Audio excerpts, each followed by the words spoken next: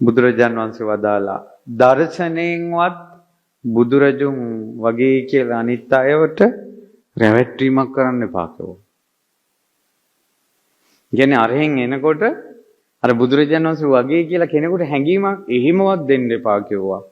හේතුව බුදුරජාණන් වහන්සේමයි.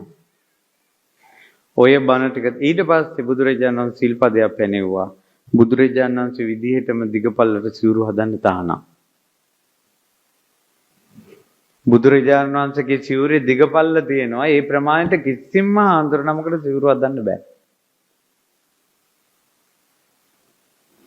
ආනේ නිසා මේ උපාසකම්මලට මේ කියන්නේ පව් පුරව ගන්න එපා, අපිට පව් පුරවන්න එපා මෙන්න මේ වචනේ කියලා.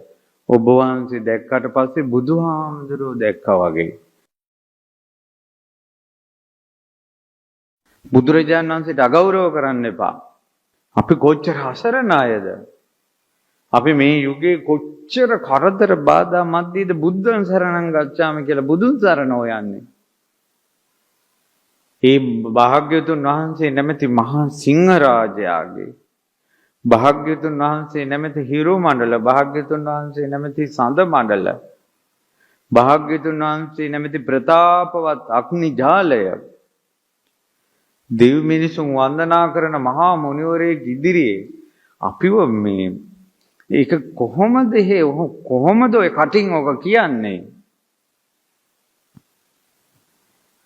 අපි බණ කියනකොට බ්‍රහ්මස්වරයෙන් කිව්වනම් කට හඬට හරි කියලා කියන්න පුළුවන්. බුදුරජාණන් වහන්සේට බ්‍රහ්මස්වරය තියෙනවා.